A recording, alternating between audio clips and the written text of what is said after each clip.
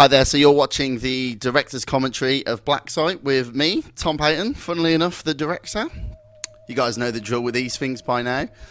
We're going to go through the film scene by scene. Hopefully I'll give you a bit of insight into why we did certain things, why were the choices made. I think, especially for aspiring filmmakers, this could be, a really interesting thing for you to look into because we had a very small budget and, an even shorter schedule, really. So hopefully I'll be able to give you a few tips and tricks along the way. Why did we do things in a certain way, So here in the intro section, you'll see that we ended up opting for, a text-based intro into the world. And this sort of escape from New York homage, because the film's got this very sort of John Carpenter feel to it. It's intentionally a bit pastiche in that regard.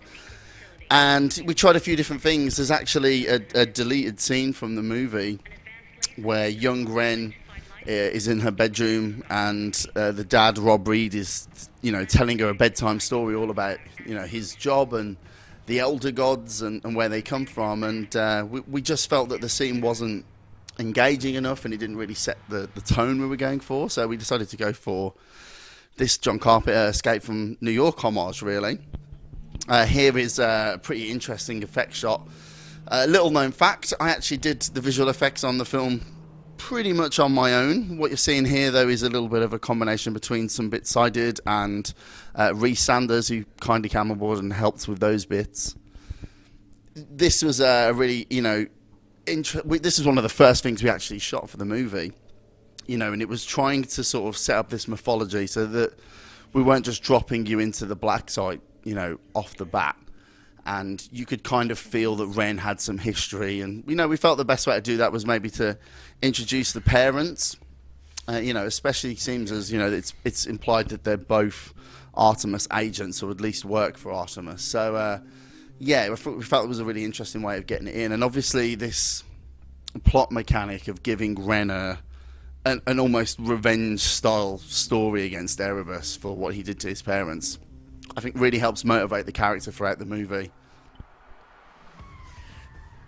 So yeah, and again, it was interesting how much do we show there, because there was some different iterations with effects where we showed smoke, circling around the mom, Helen Reed, and we just felt, it wasn't very Lovecraftian.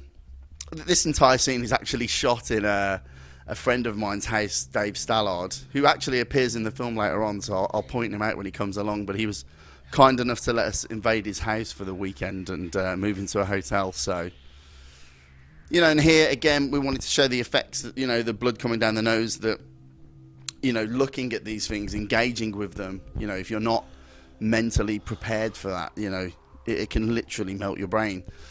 So, this was just a good way of trying to get that across. And again here, this is one of the VFX that I actually did myself. So it was trying to figure out a way of how do we, because Lovecraftian gods, they lend themselves very well to the page, but, they never really translate that well to screen, unless you're, John Carpenter and you're making the thing. So we decided to go for this sort of smoke entity that, it is whatever the viewer wants it to be. It's, it's the viewer's, it's the victim's worst fears, so to speak. And here we're laying the groundwork for what's to come and the connection that's happening between Erebus and Ren at this point. Because as the film goes on, we see that he doesn't see time linear. And for that reason, he's kind of giving Ren flashes of things that are yet to come. And he's seeing his own future and realizing that maybe he should leave this girl alive. With the title there, we just wanted to come up with something that, felt very, 80s and had that homage, but didn't stray too close to the Stranger Things look, because it's obviously become quite ingrained in pop culture. And this is the first time we meet Mike Beckingham, brother of Simon Pegg, and very, very close friend of mine. We worked together on a film called Redwood, which was my second feature film. And he's just an all-round top guy, and I actually wrote this part for him because I felt like on Redwood I hadn't got I hadn't really tapped that well, of what he was capable of, and so I wanted to create this character that really kind of played to his strengths. And we have Sam Levy, who's this kind of awkward, social outcast. He's a good-looking guy, but he just doesn't know. He has no people skills, and because of that, people wrongfully, label him as boring. And that's one of the interesting things about the film's themes. The movie itself is actually about not accepting the labels that people put on you. And, for Sam, he's labelled boring. For Ren, she's labelled, not capable. And Erebus is labelled the villain, and so on and so on. And, the film really explores all the different arguments for, labels we put on characters within stories. And then the characters themselves try to rally against those labels as the film goes on. Yeah, it's interesting, this, because it was trying to get across this idea that, he didn't really know what his job was. He's got this photographic memory. He shows up, he says a bunch of words, and he goes home, and he doesn't really realise that he's got this utterly dangerous job. Otherwise, he definitely wouldn't do it. And the reason he hasn't got a clue is because they have to cover his eyes and ears so that he doesn't see elder gods in their raw form before they're put inside their human hosts. So the black site you're seeing here, I'd love to say this was a nice warm set that we built. But this is actually an abandoned nuclear site based in the middle of England called Drakelow Tunnels. And it is huge. We're talking like 3 miles of complex that was abandoned in the early 90s. It's got a really coloured history. The facility itself was used to create Spitfires during World War II. And then later on became converted into a nuclear bunker. And then in the early 90s was stripped completely. And so we went in there, and it's just this very cold, very dark, damp feeling environment. It's not pleasant to be in, especially because it's so far underground as well. We were shooting in the height of summer, and when you come out, it's just such a jarring difference. But the scenes you're actually watching here, this was part of the reshoots, because this character, Agent Washburn, he didn't exist in the original draft of the film. And when we cut the movie together the first time, we liked it, but we felt that there was a sense of geography missing from the movie. And obviously the budgetary limitations stop us from showing a completely full site. So we figured the best way to do it was to use this security guard in his room to show that there was a lot of stuff going on, and let the viewer know exactly where the characters were at any given time. And we do it in such a way that it's didn't strain the budget. Obviously, this is Ren as an adult now. Now, originally, this served as her introduction. We didn't see that stuff with the agent in the security room, so this actually served as the first time we met adult Ren. And the whole idea was to show this damaged, broken girl, beating the shit out of this punch bag, and just really you can sense the frustration coming off of the actress Samantha Schnitzer here, because she's been labelled as someone who's not capable, and that's the thing she wants the most in the world. And anybody that's working the creative industry, I think you can sympathise with that. I probably poured a lot of my own feelings about the industry into this character, because you do this for a job, and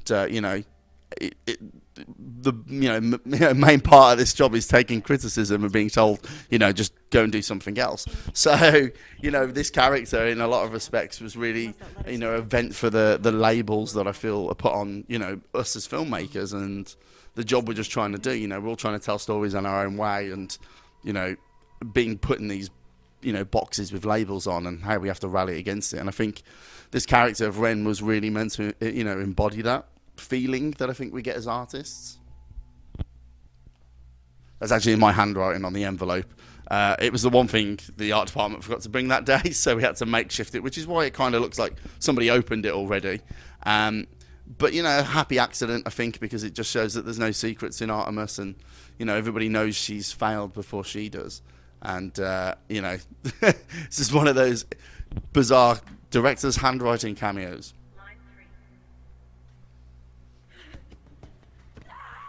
This room was really difficult to film in because of the echo that was created. Because although it was a fairly large room itself, this was one of the rare places on the site that didn't absorb the sound very well.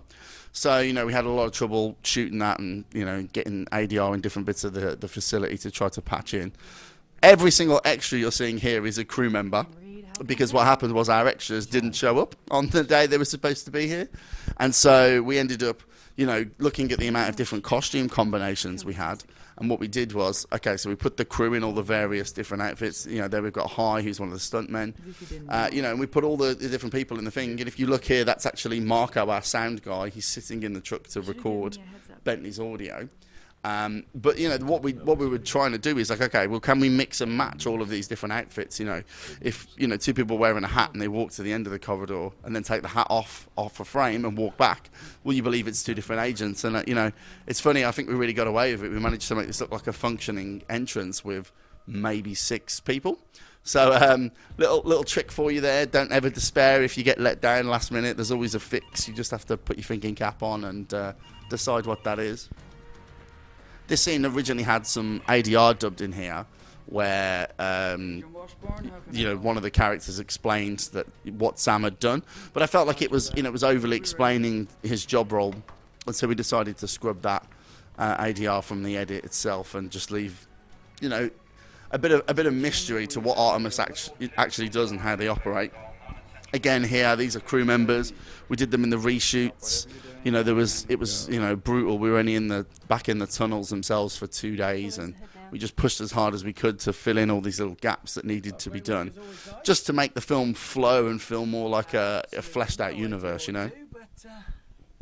And this in itself was a much longer scene originally. There was a lot of back and forward in, and you know, we found out a lot more about Sam's backstory that ultimately I feel almost bogged his character down a little bit too much.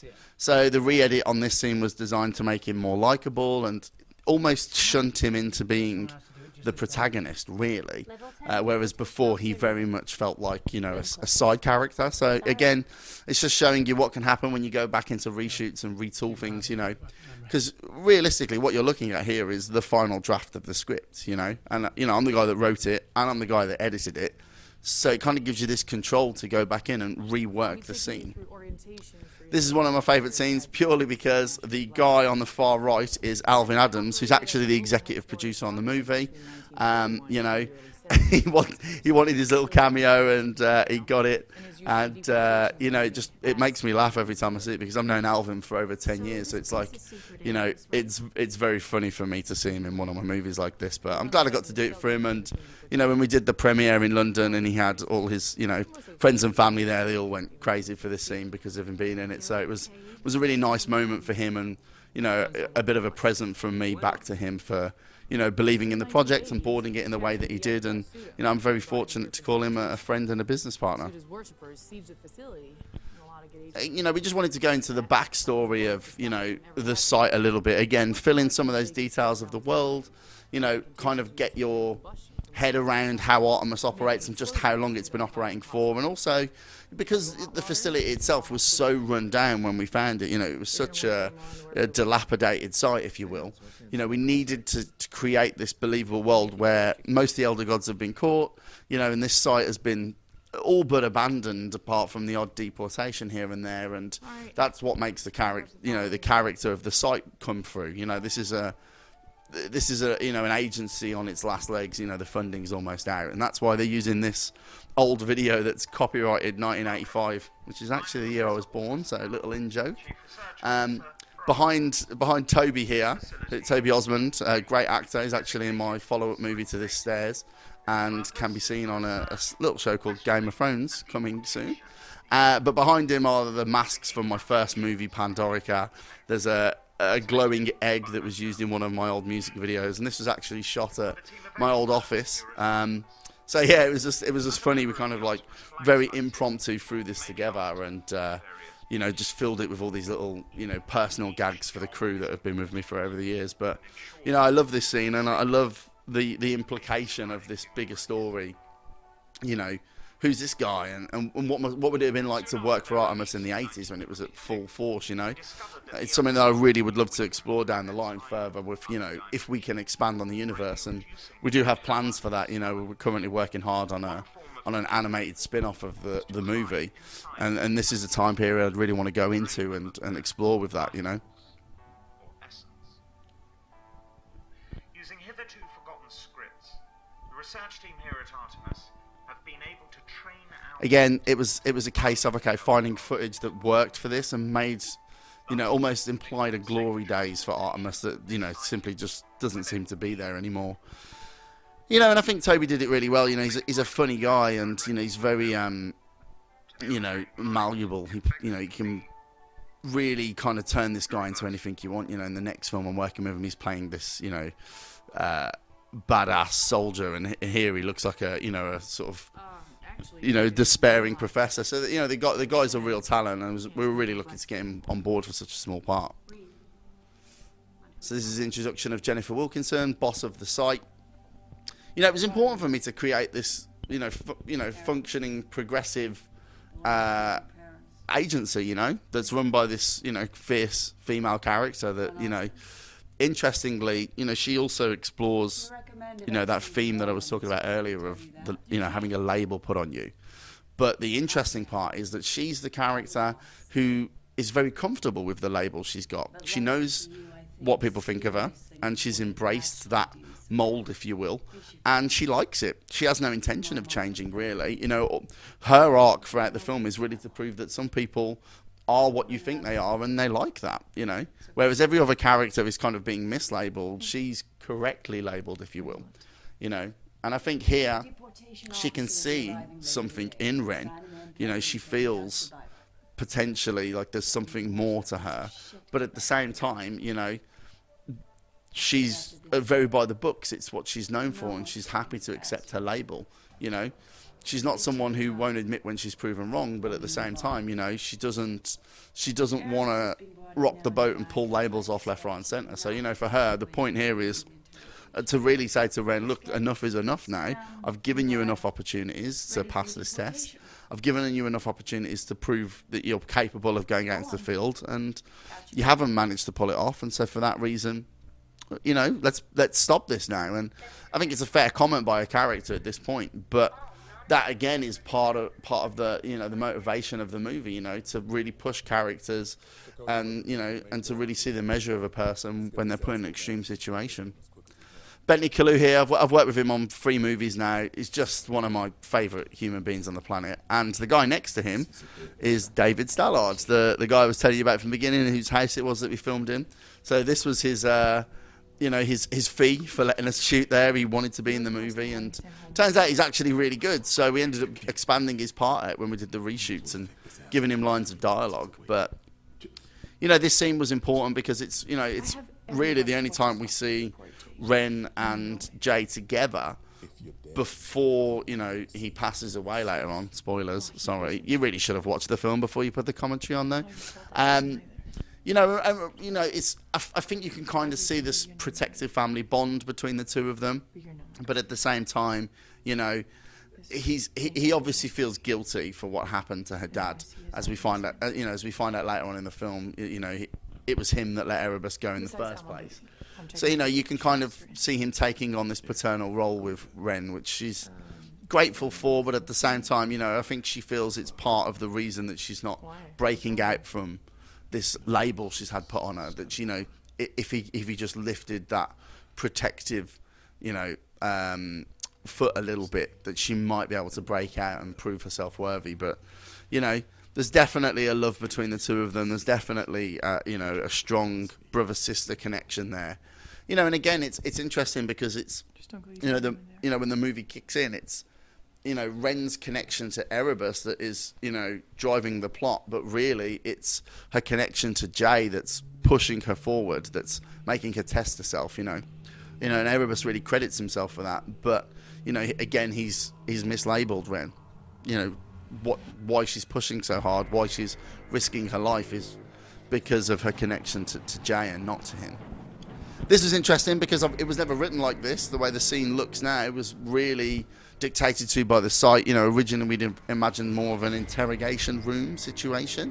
But yeah, when we saw these sort of cages, which we believe were, originally used to, house, like an armory when the place was functioning, it kind of became a no-brainer to introduce Erebus in this more Hannibal Lecter-esque way, chain him up and, slide back the cage door, if you will. And again, it was a difficult decision to how to really make Erebus come across here, because the original intention was he would just be inside the vessel and we'd let Chris's performance really, you know, let the character shine through. But, you know, the more we started to show the film in test screenings, the more it became apparent that the viewer needed to see that he wasn't human, that there was more to him. And so we kind of worked in the sort of electric, you know, discharge coming off of him as you know, a sign that he wasn't entirely human and there's something else going under the skin there. You know, and those things are a real bastard to put on because, you know, you're having to think about the light leak that's coming off. It's not just a fork of lightning. But, you know, I think it was worth it in the end. I think that it helps, you know, differentiate him as alien to the human characters. But he's still very human, you know. He's like, as we find out in this scene, he can be hurt. You know, he's feeling pain and anguish whilst inside a human body. So, you know, whilst in corporeal form, it's fairly obvious that the elder gods are just as vulnerable to pain as we are. And as we find out later, you know, he's not quite the bad guy he's implying here, even though he does have a genuine, deep-seated hatred for humanity. And, you know, and as we find out later, you can't really blame the guy because, again, that's part of his arc. You know, Erebus he's a villain. You know, he's the bad guy. He's trapped inside this, you know, murderer's body. Everything about him screams villain. But by the time we reach, you know, the conclusion of his arc, he's really more of a victim, you know, victim of circumstance, really. Quite the impressive list of titles you have. This scene originally was a lot longer. There was a lot more jokes going on. It was a bit more Marvel-esque in tone, you know, and I feel like when we got into the edit, you know, we kind of stripped a lot of that back and went for this more sort of traditional 80s tone. I mean, the whole film has got this sort of whiff of cheese intentionally, right? You know, like we're not shying away from that cheesy 80s feeling. That was a very, very intentional move on my part, as you know, right from the writing phase and then particularly through into production. You know, with the way we chose to you know, shoot things and the way the camera's moving, you know, we went for that Canon Films mix with like a John Carpenter, you know, kind of widescreen kind of feel. That's what we were going for, and I think we achieved it. But I feel like maybe some of the humor and some of the, you know, back and forwards between the characters felt a little too current, so we ended up cutting that back and you know, making them a little less self-aware, if you will, but still keeping that overall, you know, air of 80s cheddar that, you know, I love so much. And you know, I feel a lot of homage movies, which is what this is really. You know, it's a film that isn't trying to hide the fact that it's homaging a you know, a time period. But I think a lot of these kind of movies, they either go for outright pastiche or they drop the cheese element completely and they just go for the setting. Whereas here we tried to go the other way around. You know, it's set modern day, but the tone of it is very much, you know, of that sort of, you know, cheesy B-movie, you know, 80s film that I grew up, you know, absolutely, you know, adoring. And so it was kind of going the other way around of it, you know, rather than taking the setting but dropping the tone, we changed the setting but adopted the tone, if you will. And, you know, that comes through in the music, which was created by Max Swearing. An incredible talent, if you ask me, good friend of mine. We've worked on every movie together so far. He's, you know, as I'm speaking right now, working hard on my, you know, 4th film, Stairs, his score. You know, he's just one of these, you know, abundantly talented human beings who makes me, you know, jealous because I wish I had half his skill set. But, you know, I'm very fortunate to have him on my movies, and I think that that's another part of escaping these lower budget tone that I think a film that, you know, we had basically nothing. I mean, I'm pretty sure the average Hollywood film's got a bigger catering budget than we had here. But I think a lot of, you know, escaping that bubble, if you will, is, you know, the talent of Max's score, which feels expensive. And then you couple that with George Burt, who's, you know, been my cinematographer for over a decade now, you know, and his ability to make, you know, not a lot look very expensive. You know, he takes the minimal budget we give him and the, you know, the very ludicrously tight time scale he gets, and, you know, he pushes it and he creates something that feels cinematic, that escapes the trappings of low budget, you know. Again, here we had like a whole cut scene here, which was a result of the reshoots. Again, we're trying to tighten the story up and make it feel, you know, more powerful. But originally we saw the followers come in through this exit, and we saw these two agents die. You know, and it was no fault of their own. They're both great actors. You know, I've worked with Jess on Redwood as well. You know, and Freddie's a really good guy, knows his stuff. You know, really up and coming on the London scene. But the problem was, it wasn't an effective way to introduce the followers, and so we retooled it and had the entrance that comes a bit later on with the gas, and and also it allowed us to swap out Washbourne's character here with Sophia Del Piso's incoming character, which would again help us have that geography that we needed to tell the story properly, I think. This is one of the first scenes we shot when we got to the tunnels. We only had Sam and Mike on set this day, and it was a good demonstration really for what they were going to be capable of each other. We really helped establish the chemistry between the two of them, and helped find the voice of each of these characters, and because one of the hardest parts when you throw two actors together is making sure there's a chemistry there, and the other hard part is trying to make sure that they don't rub off on each other, because you don't inadvertently want one character to start blending with the other character, and so this was a real good testing ground for that. And fortunately Sam and Mike are both excellent. Like I say, I've worked with Mike on 2 movies now. I've actually just finished a new film which Samantha is playing one of the leads in. So it's I like to bring people back. I like to work with people that are talented and have managed to hold up their end of the bargain, if you will. I think because that's what you're doing when you're working with actors. You're saying, okay, look, I'm not going to make you look bad, so please don't make me look bad. And it's kind of a trade-off you make with people, and once that trust is there, you can't help but think, oh, I'd quite like to work with them again. They're a worthwhile person being around on set, because filming is stressful. It's the best job in the world, but it's a test every day. Every day you wake up and there's a myriad of problems you've got to solve, and they're your fault because you said you wanted to make the film in the first place. So you have to stay calm, and you have to stay collected, and you have to just get things done. That's your job as a director, in my opinion. You're a problem solver. And when you've got actors that aren't causing you problems, it makes you more inclined to bring them back, and I'm pretty sure me and Mike will be finishing our independent trilogy off at some point for sure. Just because, like I say, me and him have become really good friends over the years now, and I think he deserves the career break that I'm sure is coming his way. This isn't working. Again, slight changes happened from scripts to the actual filming process here, because we had plenty of torture scenes built in here, and they felt gratuitous. They felt sort of, again, out of tone with the rest of the piece, whereas the film again has got this sort of cheesy air to it. The torture scenes they were much more horrible, and so they were best left on the cutting room floor for this particular movie. I mean, I don't shy away from gore at all, in any of the projects that I'm making, but at the same time, you gotta service the tone of the piece, and for this one it just didn't work. So we opted for this sort of retooled short segment, which again would help us move to the actual meat of the story, which is about to kick off. And this is where we find out, obviously, that there's a connection between him and Ren, that he can feel her in the building, and it's the first hint that maybe her problems are stemming from him. What are you talking about?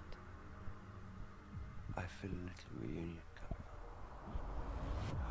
So I mean, Chris was phenomenal. I mean, he really workshopped the character. Me and him worked very hard on the tone of Erebus, and he's got this sort of slimy, smarmy feeling going on here. I really feel he gets under your skin as a character, and Chris has made that a habit for himself now to play these kind of icky feeling bad guys that you can't quite put your finger on. This was part of the reshoots. Again, this was designed to replace that scene I spoke about earlier. We felt that it would be a more effective way for the followers to come in. using gas rather than the original attack that we shot, and it also helped, you know, kind of give a reason to the masks. You know, one of the things we, you know, early on, you know, it kind of felt like, well, we'll have them look like cult guys. But then the more, you know, I kind of got into the edit, the more I started to feel actually that there needed to be a purpose for the masks, you know. And, you know, by reshooting this particular bit and having the gas, I think it really catered to that. So this guy at the front, the back there you just saw is Danny Aindow. Great guy. Actually heads up the MCM Comic-Con brand over here in the UK. And just a huge genre fan, you know, and...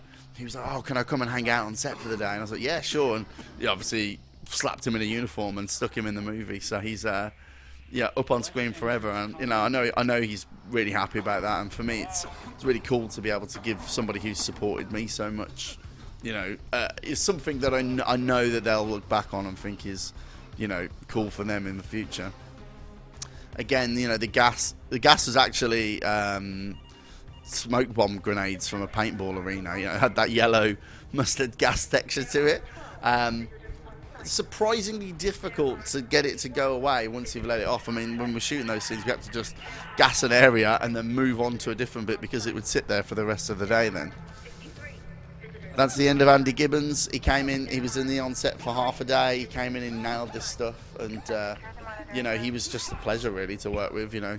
He was in a film called Kijaki, which I think was renamed Kilo Bravo 2 in the US, I believe. But great movie and just a really good actor. And we're very blessed that he said, yeah, I'll give you half a day.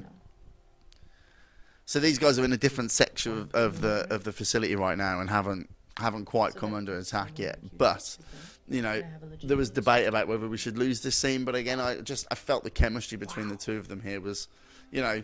We're establishing very early on the rug pull that's going to come later. You know, when you see something like this in a film, we're telling the audience, we're labelling them a potential couple, you know, love interest for each other later on. And then, you know, there's the scene later on where we rip that label off and it's really apparent that there is never going to be a romance between these two. But I felt it was important to keep that setup in place. And, you know, this scene, I think, really embodies what I was going for with that, you know. That would have been.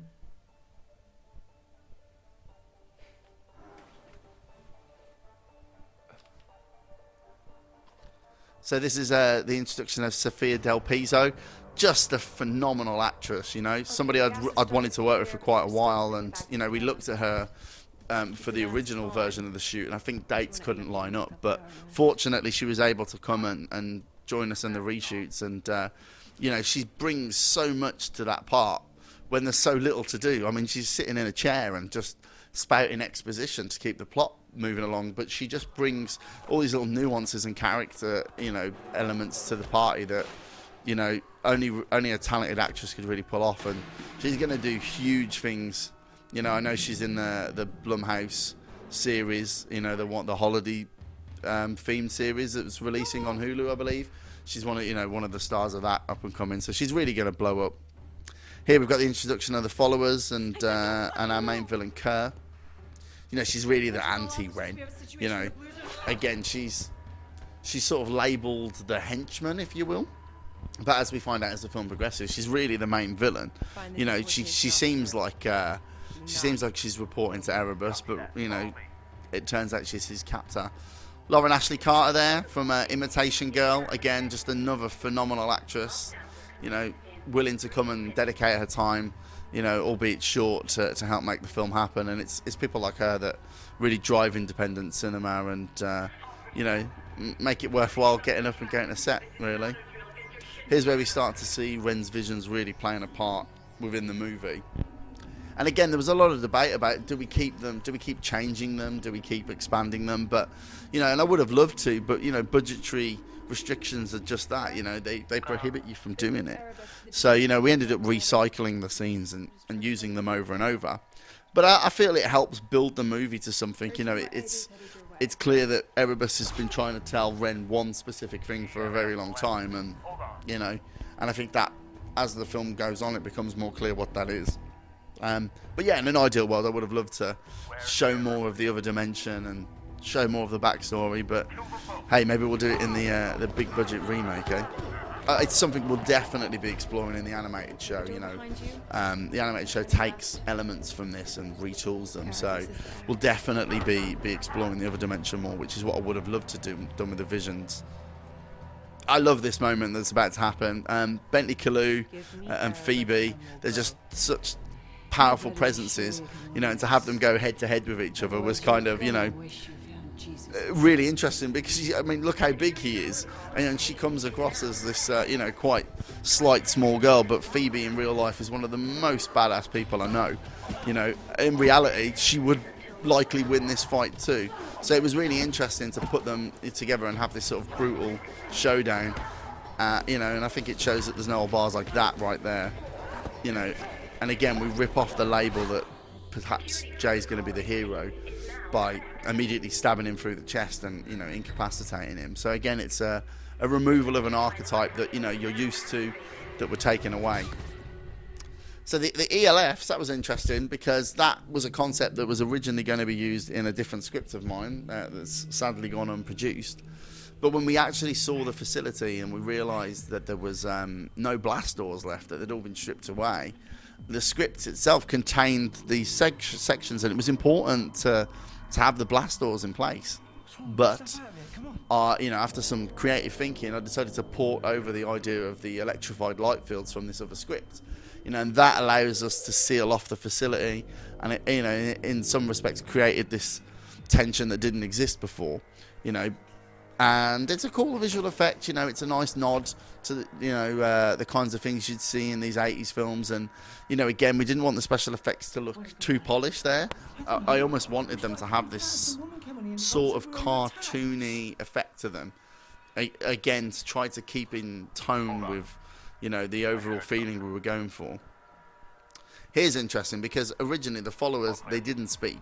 This was an addition that was added in later, because there was an early plot line from the original cut of the film where all the followers had cut their tongues out, you know, in honor of Erebus. It was part of their religion. You know, the whole idea was to just, you know, something else that was, you know, culturally speaking, just quite daft.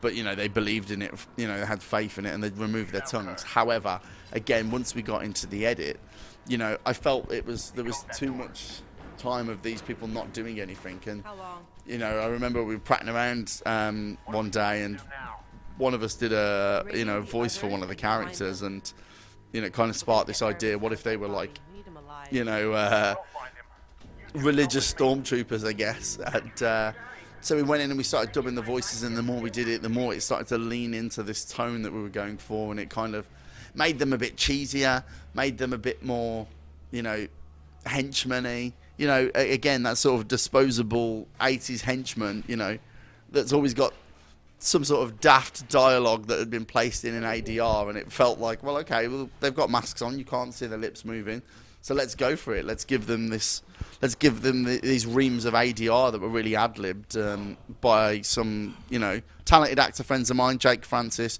Richard Calvert, Tom Brumpton. They all, you know, lent their voices to the various followers throughout the facility, and I think a few of them are even my voice and Max Sweary, the sound guy, you know, and we just had to give them a bunch of character. This is a scene, I love this set, and I love the detailing on the stage that Erebus is standing on. You know, I love the idea that, you know, he can't get out of this, you know, grid. It was like, okay, how do we take all the trappings of a possession film and port them over into this? Because, you know, whenever you're dealing with possession or any of this stuff, you know, really you're talking about God and the devil and this kind of thing. And obviously, you know, here we've got is quite an atheist supernatural film. Like, how do you make an atheist possession movie? Okay. You know, and so I kind of like the idea that there's this possessed human being, but he's possessed by a god, you know, and he's a god who doesn't believe in gods. He doesn't believe in anything. He's a complete nihilist, if you will. And, you know, it was interesting to take all these religious trappings from your normal possession film and put them into this Lovecraft setting and sort of let those two conflicting ideologies go at each other, really. So, yeah, maybe we are. I don't know. Are we the first atheist possession film? Possibly. I don't know. Some cool extras came down. I think they travelled down from about an hour and a half away on a last-minute call, and let us kill them, which was very nice of them because that floor was. I mean, we're talking like it's 6 degrees, Celsius. I don't know what that is in Fahrenheit, but cold. It's very cold in here, And they sat around on the floor for hours and hours and hours, covered in wet red blood. So nothing. You got to respect the background. Artists, those guys go through hell to make these movies, and no one ever gives them a round of applause. So, thank you, random people whose names I don't know. You see a bad guy. Again, we're just building up the relationship between Sam and Ren. They're this odd couple. He does not belong down here, and he doesn't belong fighting. But that's kind of what makes him endearing and charming, because he could be protesting a lot more than he is, but he's sort of going along with it like every good 80s action sidekick. In reality, you'd be like, no, I'm all right, thank you very much, I'm going home. But they never did. We've got our producer, Alexa Ward, propped up a wall there. Again, various crew members lying around. Pretty sure this isn't what they signed up for, but thank God there's people out there that are willing to do stuff like that. Otherwise, all the films that you've ever watched would be empty. This scene was designed to really kind of go into the mythology with the ELFs a little bit and kind of give them a bit of a context, a bit of a background, and make them feel like a threat, like you shouldn't go through them. Because obviously, as we see in the coming scene when Ren kicks one of the followers through, and he kind of melts his mask and hits him into ash. We're just trying to increase the danger level of these things and make sure the audience understands you can't just walk around this place. So again, this was really, this whole scene was a victim of the reshoots, if you will. There was a scene where we actually saw all of those guys get killed, and it just tonally again didn't fit with the way the project had evolved.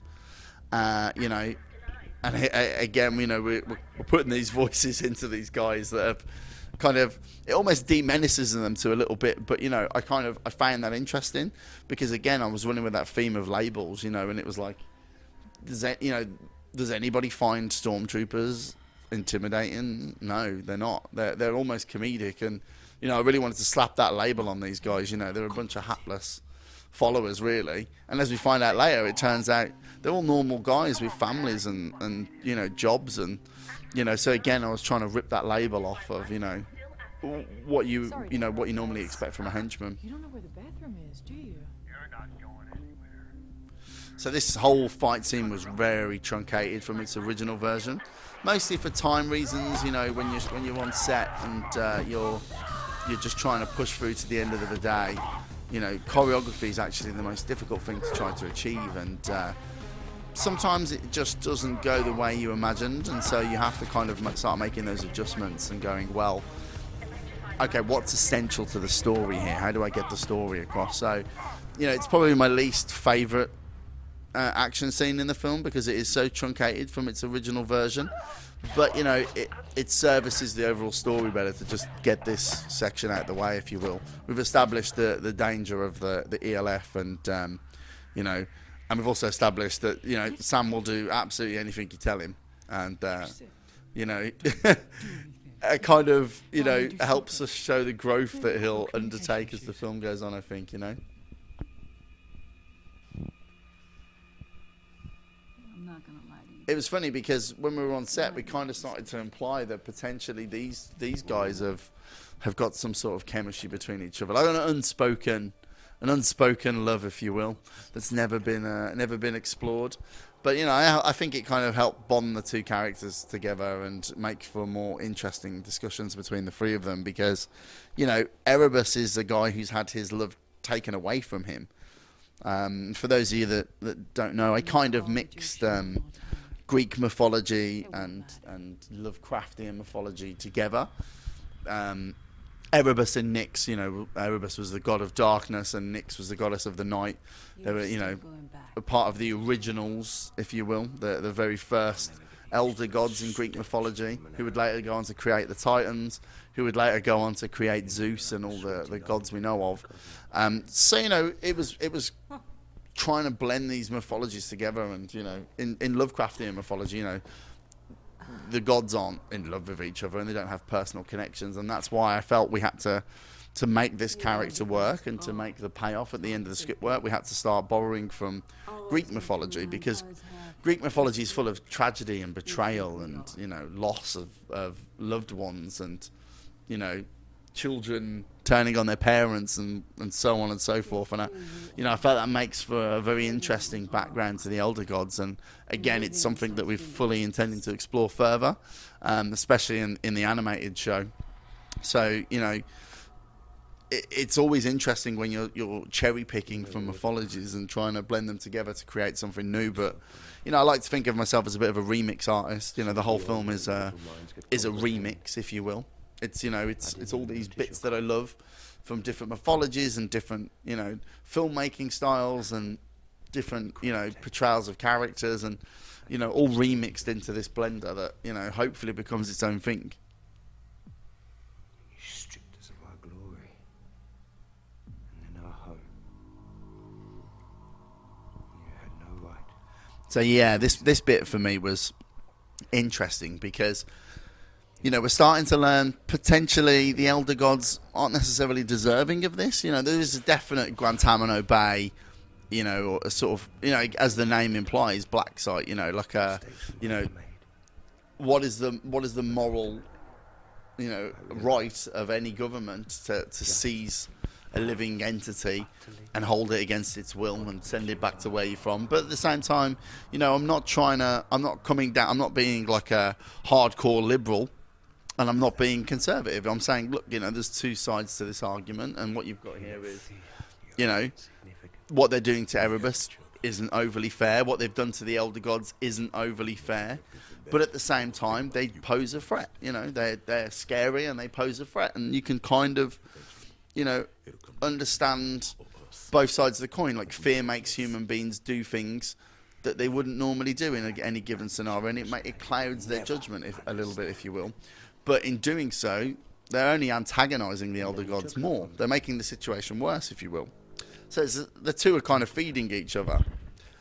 You know, he's not somebody you would want round for dinner, but at the same time, you know, he's got a point in what he's saying. You know, do they have a right to take him and his friends and just send them back to wherever? And the answer is, I don't know. It's a difficult subject matter, and many different governments and smarter people than me have tried to tackle it. You know, I just wanted to approach it from a feeling perspective, where I say, okay, well, you know, the complexities of that kind of subject matter are difficult. You know, and here's potentially both sides of the coin. You know, but again, the theme of the movie is you know, not, you know, necessarily accepting the labels people put on you. And again, you know, I think we should be careful not to judge a book by its cover and react in such a way that could make a situation worse. And really, that's what's going on in those scenes, you know. And every discussion they have is really talking about that. Here we wanted to get across, you know, like, again, one of the difficult things, you know, especially on this kind of budget when you're talking about independent film, is how do you keep a film interesting? How do you make it visually interesting? It's all well and good to have plot, but if it looks boring, you know, and everything is the same lighting all the way throughout, you know, what you're going to do about that? And when you're set underground, that becomes an even bigger challenge. So that's why we created the red zone, the blue zone, the green zone, you know, and the intention was, by shifting the lighting styles, we could keep the film visually moving along, you know. Like, the lighting itself shows the character's progression, but at the same time, it stops the audience's eyes from, you know, basically tuning out of what otherwise would be the same coloured brownish corridors for an hour and a half, you know. So it was a, you know, definite creative decision to keep the film visually on point. Here we go, we've got some more examples of what can happen in the edit. There was a fight scene placed here, which we then removed using the reshoots. For the simple reason, it just didn't work. You know, sometimes you shoot stuff and it doesn't play the way you were hoping it to.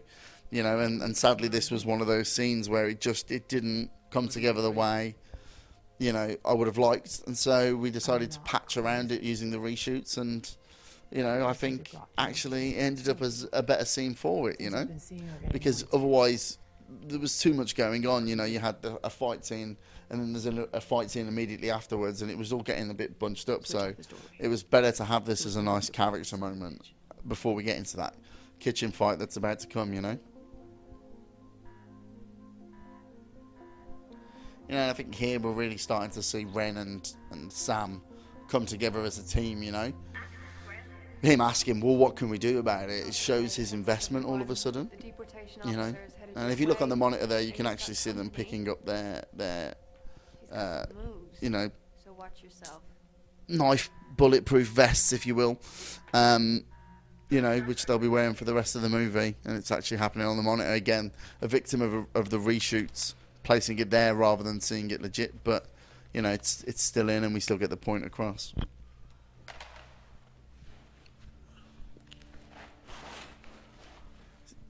Here, you know, they've kind of created this really... I mean, when you think about what's going on with Erebus, you know, he wants to go home. He hates it here. He wanted this. He's waiting for Ren to come. He knows that's the moment. But he still can't help but be antagonistic towards them because they've, in his opinion, you know, committed, you know, crimes against his people. And it's made his attitude stink, you know.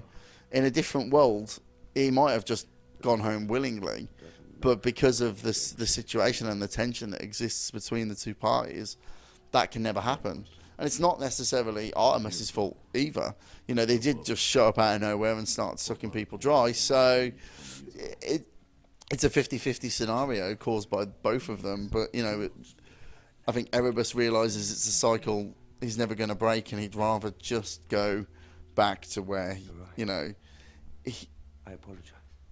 somewhere he'd resented, but has now realised, you know, it represents a sort of peace, like the only kind of peace he's really going to find. The time I spend inside this human vessel, the more infected I become with your little quirks.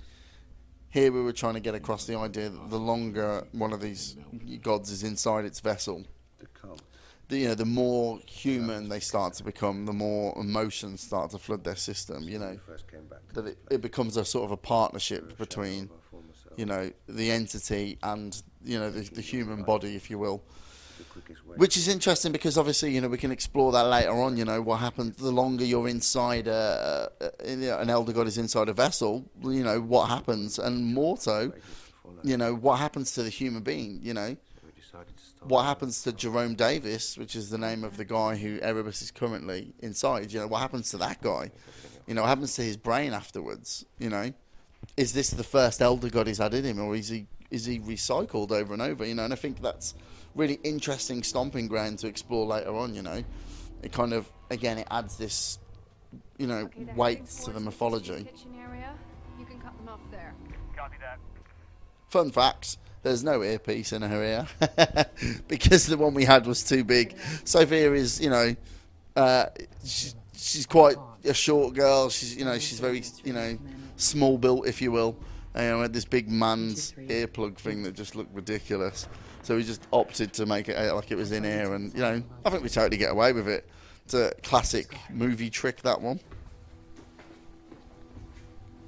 You know, here again, this was an opportunity for Sam. He could have manned up here. He could have stood his ground, but, you know, he still isn't quite ready, and that won't happen for a little while. This is one of my favourite scenes in the movie, though. You know, just I liked the set, if you will. You know, and again, the fact that it's a disused kitchen, you know, because there's no combustion on site, just kind of, again, adds a bit of character to the movie, if you will. And I think here is the first time where we start to feel the threat level is quite high on these two. You know, we really beat Ren up and we really beat Sam up here, and, you know, we're kind of saying, you know, look, there are consequences, there's real weight to this. Sam's just a very talented martial artist, though. I mean, you know, she picks up the choreography quick, she adjusts choreography, so, you know, she's very involved in the putting together of that, and she's just, you know, I wouldn't want to fight her, put it that way, you know. She'd be the first person I call if I had trouble, because she's just a badass. She can't throw a frying pan, though. That was actually like a 27th attempt to do that. Again, there's some reshoots happening here. where we kind of insert these sections, if you will. The stabbing of the guy through the eye in a second was actually a reshoot, and you know, we did it by showing the real human first, and then we cut away, and when we cut back, we've actually replaced him with a fake arm, a watermelon that has been filled to the brim with blood, and then we've bicycle pumped it so it's full of pressure, and then she stabs it in the eye, and you get that sort of release. So uber cheap way of doing an eyeball stab there. No win. Luke Da Silva, I've worked with him on, I don't know, dozen projects now, multiple music videos. He was in my first movie, Pandorica. Just, you know, a good egg, a good actor, you know, dependable, you know, and a real pleasure to work with, you know, and it's kind of become an ongoing gag now to put Luke in my movies and punish him in one way or another. Time is almost up for you. This scene for me was really important, going back to that sort of atheist supernatural film, if you will, you know. That's not really. You know, you watch something like The Exorcist or, you know, any number of films about the devil being stuck in a human body and tormenting people. You know, what you know, you're really talking about heaven or hell, or the threat of going to hell. And here, you know, hell would be a preferable option to what, you know, Erebus is saying he's going to, which is nothing. You know, and Jay is still clinging on to this faith that he has, even though he knows it's not going anywhere. And I think that's kind of, A, it's sad, and B, it's kind of, you know,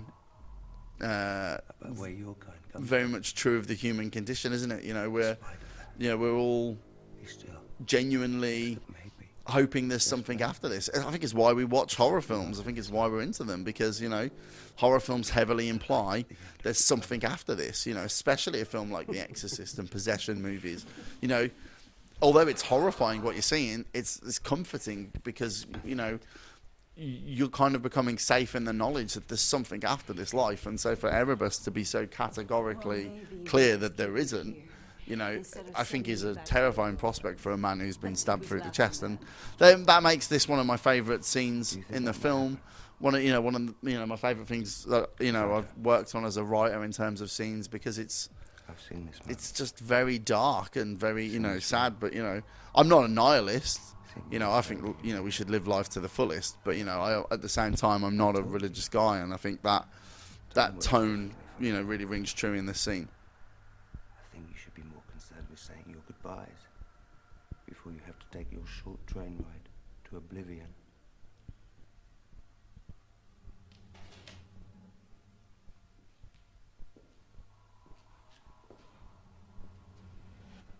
Fuck. You know, and I think here again we're kind of building on the idea that there's this unspoken relationship between these two. Like, you know, she's clearly not okay with the idea of losing him. You know, and here with the phone, we're establishing that the connection between Jay and Ren is more powerful than the connection between, you know, Erebus and Ren. I don't know. We kept running with the smoking gags. I don't know. I just found it really funny. And, you know, again, this guy didn't speak originally. There was no words on him. And then Max Sweary, my sound guy, put them in, and it just, you know, it made me laugh, because again, we're building to this whole idea of labels not being true. It's like, you know, what starts out as a generic stormtrooper henchman, you know, he's after a cigarette break, and you know, he's just a guy trying to have a smoke, getting stabbed in the neck, and I find that really funny, you know. I was afraid you got yourself killed. How are you holding up? Red. Which is peachy. Again, here, you know, we're building on this idea that they're connected, even though they're separated, which is exactly what's going on with her and Erebus. But it's just more power. The drive here is to save Jane. You know, if she gets to send Erebus back, that's a bonus, you know. But, you know, him being in this state is what's really driving him. And Erebus knows this, you know, which is why he's kind of goading him throughout the film and pushing him pushing him and pushing him and pushing him, you know, so that he'll get on the phone and he'll make these calls because he's seen all of this. He knows how it goes, and he knows he needs Jay to reach out to Ren to really push her to come here and finish what he's already seen is going to happen. This is that scene I was telling you about earlier, you know, the payoff from them in the tunnel together. Looks bad. You know, here, you know, really talking about Feels bad. two characters that we've kind of said, oh, maybe this could go somewhere. You know, we've labelled them love interests, only to completely dismantle that now and rip that Band-Aid off and go, never. What you've got here is, you know, potentially another brotherly sisterly kind of bond, like the one that Ren shares with Jay, but definitely never romantic. And I really wanted to strip that away from these two and make sure that didn't, you know, become a potential route we went down, because it's a path well trodden, isn't it? You know, my girlfriend left me last week because she said I was too safe. Now look at me. I'm running around an underground facility fighting wannabe ninjas. Yeah, this scene just really lets, you know, Mike Beckingham stretch his comedy legs. It must run in his family. You know, he's just a funny guy, you know, and you give him these lines of dialogue and he kind of delivers them in this very British, gentlemanly way. No interest. But Actually been doing. you know, it makes him endearing. You know, there's something about his personality, you know, where I think when you watch Mike on screen, you just know he's the kind of guy you'd go to a bar and have a drink with, and it'd be a good, fun evening. You know, he's just one of life's good eggs, and I think that shines through in his performances. You know, in my previous film Redwood, he plays, you know, the protagonist, and you know, I cast him for that. You know, and it makes the twist in that film more shocking. But you know, here, you know, with Sam Levi, what you're seeing is a guy who's labelled boring, but actually is quite an interesting guy. You know, once you kind of strip past his own insecurities.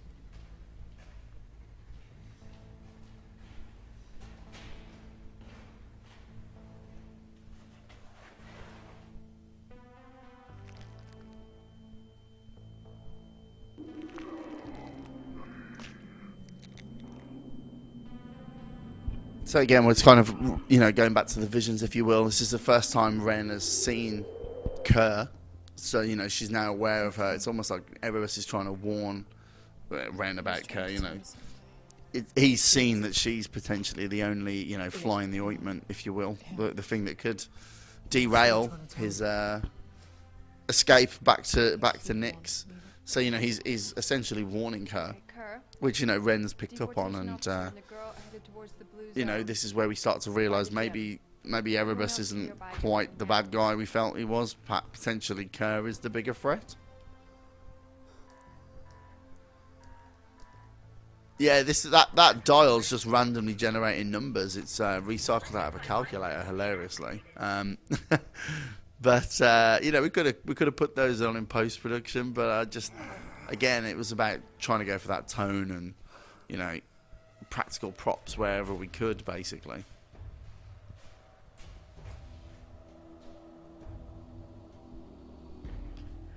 If you notice, a lot of the villains have got whited out eyes, or both eyes are blinded, if you will. And it's what happens to Ren when she kind of connects to Erebus, if you will. The implication being that, you know, when you look at him in his true form, a sort of a connection is created, and the longer you look at him, the more permanent that is. You know, that's how they found him here in the first place. That's how they knew this is where they were keeping him. You know, and Kerr's got this sort of semi-connection to him, you know, that Ren picks up on every now and then. You know, and the guy that Sam is about to go and fight in the corridor obviously looked for far too long because his eyes are permanently connected, you know. And the implication is that that's, you know, a potential risk of, you know, worshipping elder gods that some of these guys have made, you know. Again, Sam just proving what, you know, a badass she is. You wouldn't really mess with her. And, you know, the idea of this scene was to sort of kind of wrong foot you as a viewer and tell you, you know, okay, well, maybe, you know, Kerr isn't as badass as she's making out, and it kind of still keeps you erring on the side of Erebus being the villain, only for, you know, that rug to get pulled later. But, you know, I think that scene just reinforced, you know, the fact that Ren appears to be able to hold her own, you know, kind of helps the situation. But if Kerr really wanted to kill her, she could, basically, and that's what happens towards the end. Kerr's actually so cocky, she's willing to throw over her weapon. So, it was just kind of trying to wrong foot the viewer there a little bit. This scene I love. Mike's, again, just showing off his comedy talent. The guy knows how to deliver physical humour, if you will.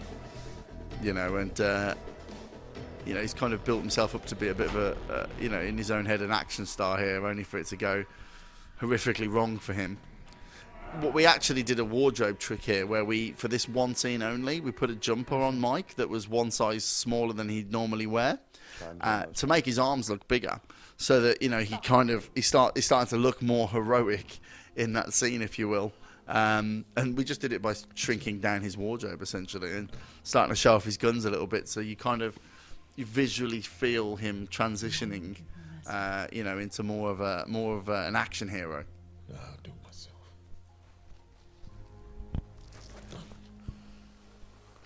You can give it this now. Here, this is really, Jay accepting his fate and accepting that, potentially, he's held Ren back, and she's proving herself right now, and she should be worthy of field duty, and maybe without him around, being overprotective, she might be, one of the best agents they've got. And so, I think that the moment's him really acknowledging it.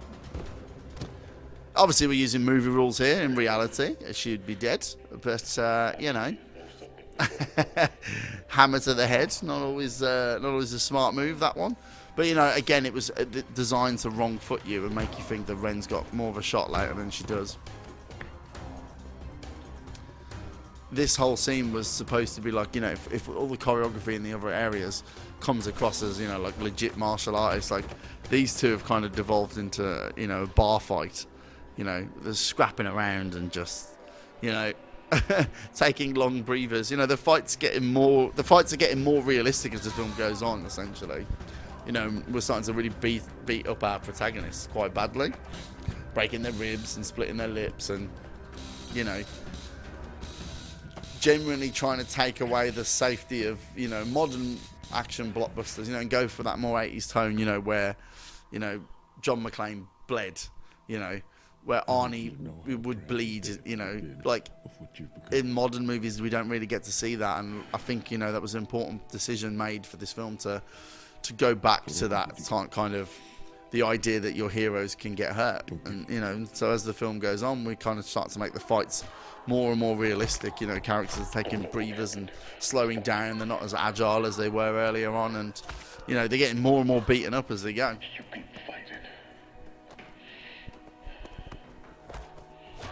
This is really the culmination of the connection to Erebus, where Ren says, okay, that's enough. It's kind of always been within her power to snap out of these, but her connection to Jay is more powerful than her connection to Erebus, and she's finally, through Jay's speaking on the intercom, she's able to override Erebus and focus in on what's important to her. And what's important isn't the bad stuff that's happened to her, it's the good things that have come from that, because there's always a silver lining, and Jay for her is one of them, and that's really what pulls her out of Erebus's visions once and for all.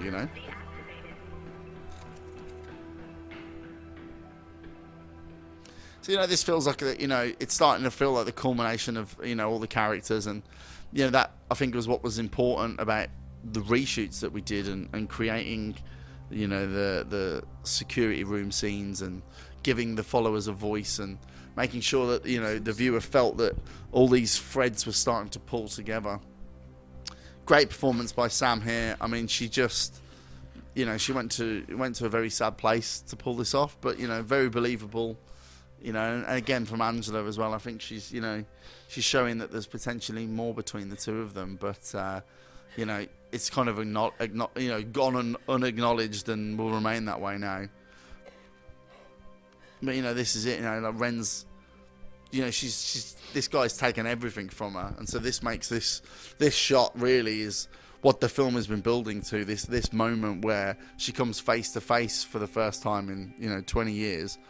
With this creature that's taken everything from her, and now he's taken one of the last good things she had, you know, and it's really what he wanted. You know, he's created the perfect situation now to make sure she completes the task and sends him back, you know, because he doesn't want to be here. And, you know, in Ren, he's created his own escape plan, if you will. My salvation. Finally here. You know, and here we showed the sparks bigger and more lively than ever, and I think it's because, you know, he feels the culmination of this. You know, it's like the energy between them is, you know, is bigger and more What about Kerr? transient than he's had with any other character. You know, one of the big problems we came across in the edit of the original version is that, you know, the followers, Okay, abort. you know, one of the questions we kept getting back was, you know, after the film finished, so what happened to all the other followers? And so, again, the reshoots allowed us to exit them, you know, have them, you know, leave the facility, you know, of their own accord and kind of get rid of that question, if you will. Here, you know, again, we've gone for this more tangible feeling to the violence where, you know, she's clearly very injured. You know, that has not been, you know, an easy thing to shake off. And, you know, I think Phoebe really delivers here. You know, she's believable in the fact that, you know, she's hurt, she's injured, and she's really pissed off. Which is going to play a big part in a minute.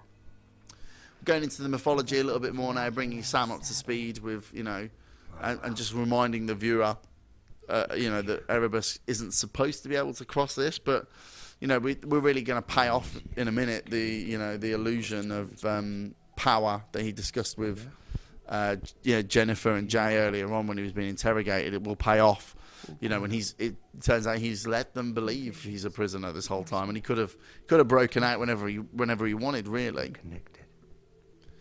I mean, this is the reveal of who he really is, you know, of what he's really been angling for, you know, and most importantly that he's scared, you know. That label, that, you know, nihilistic elder god bad guy that must be dealt with, you know, that label gets torn away now, and we discover underneath is a scared, frightened being that's injured, wounded, and lonely, just like the rest of us. You know, he might be a god, but, you know, he still bleeds like everybody else. And that for me was really, really interesting. You know, like, you know, what if there was a god? What if he had an existential crisis? You know, what if he had all the same, you know, trials and tribulations that human beings do? And, you know, by giving that to Erebus, by making him come across like this, I think it just gives a lot more texture to the mythology. You know, and it makes you ask questions about, you know, the moral implications of the Artemis Agency's, you know, role in all of this. And I just think it makes for a more interesting antagonist. You know, somebody who you can, you know, kind of see where he's coming from. Sword girl? Her name is Kerr. You know, Ren finds out now, you know, that the visions she's been having for the whole movie, they're really a product of him trying to talk to her. But, you know, just like human beings can't really comprehend an elder god in its form, you know, the connection he's established, you know, it's still not powerful enough for her to really be able to translate what he's been trying to say all these years. So she's been getting these flashes and glimpses without really being able to understand until now what he was trying to say, which was, I've had enough. Will you please send me home? You know, and that's, you know, quite sad when you think about it. You know, that there's a flip here, you know, where we were rooting for him to get sent back because he deserved it. And now we're rooting for him to get sent back because we feel a bit sorry for him, you know? Not crazy. How did you end up here? I realised what I'd seen when I looked at you all those years ago. I think Chris Johnson just really nails his character. You know, he brings, you know, a texture to him that, you know, where he starts and where he ends here is, you know, So I escaped. just really interesting visually. You know, the fact that his hair's always wet and, you know, he seems to be, you know, these were kind of decisions that Chris made because he really felt, you know, that Erebus was constantly trying to escape this vessel, you know, that it couldn't contain him. You know, it was kind of, you know, he needed to have this oily, lubricated look about him, you know, that he was just barely, you know, stuffed inside this thing. And yeah, it's really interesting and plays really, really well to you know, the mythology again, that, you know, what's happening to the poor human being, you know, and do Artemis care? You know, and that's interesting, you know, because these are our good guys and we're asked to believe in them and root for them, you know, and it's quite it's quite a difficult situation, really. Although the film itself is, you know, pretty simple and straightforward, underneath it's got these, you know, slightly more complex moral discussions to be had about, you know, being patriotic and, you know, what that means, you know, and being, you know, defending your species, but at what cost, you know? You're scared she's just as meaningless as the rest of us. Send me back now, and let's finish this. I could just give you the current and let you suffer. So yeah, this is where we see really on Erebus's face how scared he is of this girl, you know, which is, you know, an odd reverse of labels, you know, like, and again here we go, sort of talking about he's showing the illusion of power he's let them believe they have over him all this time, that he could have done this at any point, you know, he wants this moment to occur. That was a moment that just kind of came randomly, and I think, you know, adding the voices to them increased the comedy of it, if you will, you know. I like you. Shame I have to kill you. Here we see how cocky Kerr really is, how confident in her own abilities she really is. You know, she shook off that attack earlier, and she's so confident she's going to win that she's willing to throw a sword down for honor. You know, again, it's a real flip of the label, because she's gone from, you know, kind of blindly faith-driven, you know, henchman to, you know, calculated, cocky bad guy. Really, you know, these are the kind of moves you would expect from you know, a villain like Erebus, but now they've transferred over to her, and really it's him that's terrified. The girls were so awesome with the swords. I mean, you know, they're really swinging at each other and they're really going for it. You know, fingers got hit, noses got punched. You know. But the two of them are just really skilled martial artists, and they didn't hold anything back. You know, they were determined to make this look as realistic and as cool as they could. And you know, I really think they pulled it off. You know, they were a pleasure to direct, really. And you know, it was interesting just choosing the directing style really for this scene, because, you know, my gut instincts as a modern filmmaker is to go, you know, really shaky cam and and close up, you know, mask things. But, you know, it's not how they would have done it in the 80s. Lots of wides, lots of tripod, you know, and, you know, the decision was made to keep that aesthetic, if you will, you know, which isn't going to sit well with some audience members, you know, who want to see a more dynamic type of camera movement. But it just wasn't what we were going for with this movie. It just wasn't tonally what we were trying to achieve, you know, because it wasn't something that they could easily pull off back then. And so we didn't want to make it, you know, easy on ourselves now. You know, we had all the Steadicams and Ronins on set, you know, but, you know, ultimately made the decision that the film would benefit from, you know, slowing down its staging a little bit and going for this more sort of retro look and feel, you know. The neck slice was a real pain because, you know, we were on such a tight deadline. You know, we'd already overshot the shooting schedule for this scene, you know, and so we actually did it with a bit of threaded wire. The decision, you know, to not fully show the wound was made for time reasons, really. But I think, you know, it's believable enough. You know what's happened to her. You know, it's fairly obvious she's got what she deserved. And so, you know, again, this was a decision made quite late in the game where we felt, you know, it was important that it was Ren that makes the call to send Erebus back, that she deserved this, you know, confrontation with him once and for all. You know, and he's this eternal being. He can never die, as he points out in a second, but she's very clear to make sure that he knows, you know, a worse feeling is never forgetting her face, never forgetting that it was her that beat him, you know. And that, I think, is, you know, for him is punishment enough, you know. She knows that's the best victory she's going to get. And for her, it's a real, you know, satisfying cap to her arc. And, you know, she's going to be able to move on from this now. She's got the closure, you know, that she deserved and has earned throughout the evening. So the whole idea of this section is it's kind of this conduit, like a void between dimensions. You know, it doesn't exist in our realm and it doesn't exist in their realm. You know, it's kind of a mix of the two of them. you know, as the portal opens up around him. And here we see finally that the visions he's been giving to Ren the whole time are actually his deportation in full. It's the steps that he takes to travel back, you know, and cross back into the other dimension, as we see the bridge opening up between the two. And I think one of the interesting things there is does that body survive? Is Jerome Davis still alive? You know, and you know, if we do come back and we look at live action sequels, it kind of leaves the opportunity to bring Chris back, you know, potentially as, you know, one or two different characters, you know, meet Jerome and potentially, you know, see another Elder God in that particular vessel. So I think it gives a lot of interesting possibilities for the future.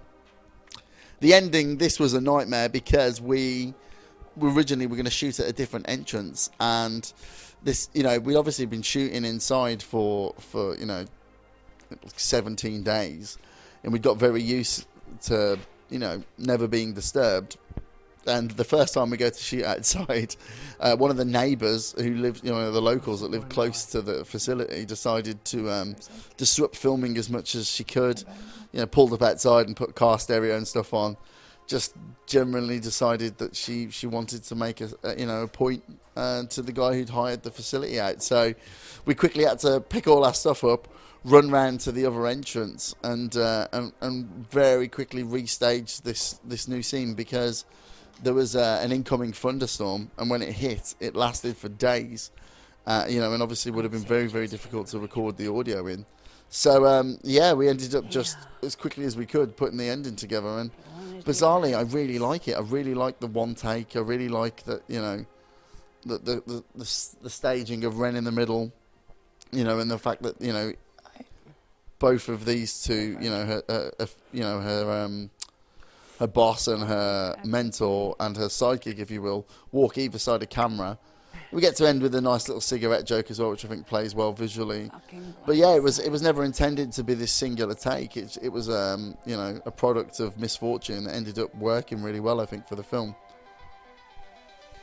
And there you go. That's Black Site in a nutshell. I think we're all really, really proud of the movie. We're really proud of, you know, what it achieved. You know, I love the music. I love that, you know, I got to make a homage piece to, you know, the kinds of movies that I grew up loving, you know, and I'm very grateful to Alvin Adams and George Burt and Max Swery for, you know, helping me put this together and creating something that I think, you know, has, you know, more to tell. There's more inside this universe for us to dig in and discuss, and we're going to do exactly that. Like I said, we've got the animated show in the works currently, which hopefully will be getting off the ground, and you know, and hopefully the potential of exploring the live action version of it as well. So there you go. I'm going to leave you now to listen to the wonderful music by Max Swery, and I hope you enjoyed this director's commentary, and I didn't go on too much, and hopefully you got some insights into the filmmaking process and you know, why we did some of the things that we did. But thank you very much for watching the movie, and I hope to see you on my next one.